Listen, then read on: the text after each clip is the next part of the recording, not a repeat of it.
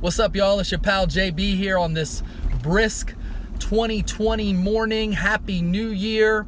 You know, with all the festivities that come with New Year, it has me thinking about the term hangover.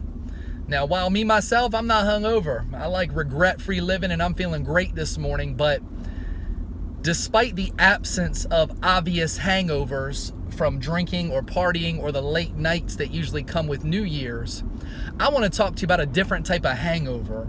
I want to talk to you about a hangover that I see play out sometimes in my own life, but also in the lives of those who I get to engage with on a regular basis. And that is the hangover of poor patterns of decision making, the hangover of poor nutrition, the hangover of poorly managed household budgets, the hangover of poor judgment, the hangover of laziness, the hangover of I talk but I don't execute, the hangover of I make choices that make me live with more regrets and less freedom. You see, there are many less obvious hangovers that many of you are bringing in to 2020.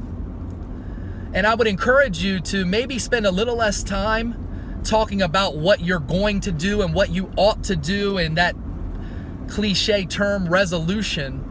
And I would instead encourage you to look at the things that have been hanging around and hanging over from year to year, year after year, day in, day out, month in and month out, watching yourself repeat the same patterns of dysfunction, watching yourself repeat the same patterns of insanity, only to say it's gonna be different this time, but magically it is never different. You never succeed in breaking the patterns. And let me tell you something, you never will break a pattern. You'll never break the hangover of the dysfunction and the debilitating choices and the poor judgment and the things that happen over and over again, the recurring themes of your life.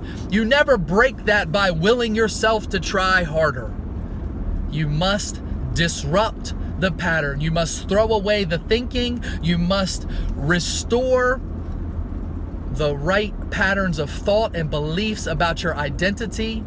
There has to be a new way of thought before there's ever a new way of being. You have to see yourself for who you really are. You have to embrace your God-given identity, your authentic nature. You have to see yourself as valuable. You have to see yourself as enough. You have to see yourself the way your Creator sees you in order to start behaving in a manner that is consistent with the highest calling of your life.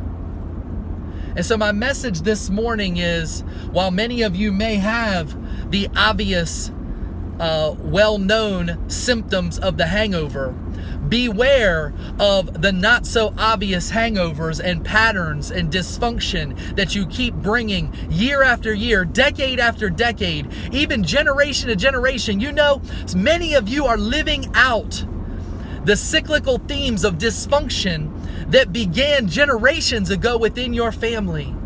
And you approach life like, oh, well, this is the way it is. And you allow these habits and these poor decisions to hang around and hang over year after year, decade after decade, generation after generation. Let me tell you something, my friends. You have the power to break the cycle forever. Embrace your identity. Choose a new way of thinking. Renew your mind. There is a new truth that will inform new beliefs about yourself. New beliefs lead to new behaviors. Stop just treating the behaviors and stop trying to will yourself to just do better and make better decisions. Until you renovate your thinking, you will never change your behaviors. Happy New Year, y'all. Kill the hangover.